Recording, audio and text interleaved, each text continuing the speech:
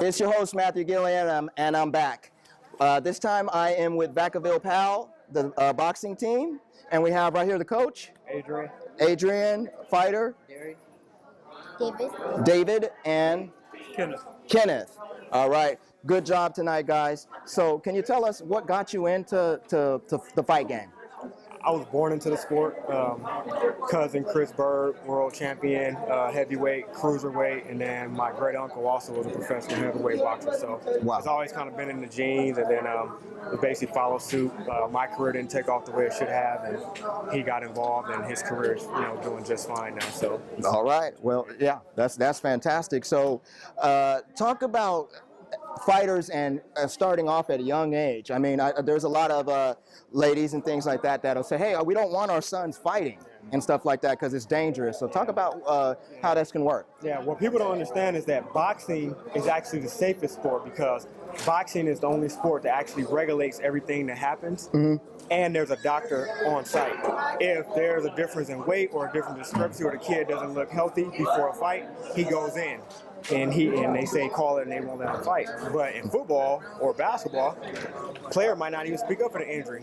Doctor don't know he has an injury. He go out there and play, and the next thing you know, he gets hurt. Boxing, there's no way of escaping around it. It's actually the safest sport. They wear headgear and it's actually regulated. So, and it's starting off, we got the guy right here.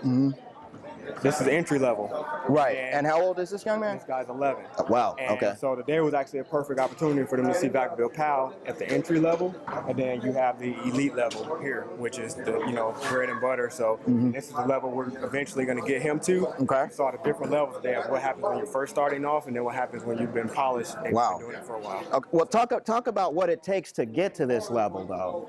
I mean, It's like a lot of hard work and dedication. You stay in the gym, constantly work like every day of the week. okay. Are you in school currently? Yes, I am. All right. So how do you balance school and the sport? Like I go home, get dressed, go to boxing, come back, do homework.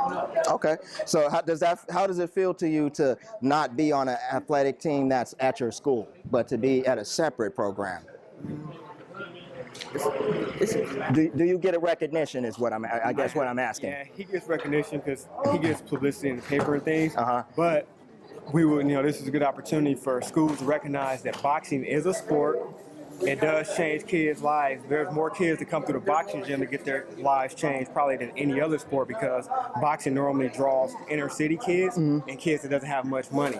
And it doesn't take much money to start off in boxing opposed to football. You have to buy uniforms, you have to buy all kind of equipment. So, this is a time for schools to recognize, hey, to support boxing. And, if we say we're going to miss a week because they're a boxing tournament, it should count as if it was a cheerleader missing school because it should be regulated because there's a problem there when he travels. All right. The schools say, hey, that doesn't count as a sport when Wow. it really is a sport. And I'm like, if cheerleaders is a sport, if football and basketball is a sport and they travel, boxing should be a sport if it's keeping them out of trouble. All right. Well, there's an issue right there, folks.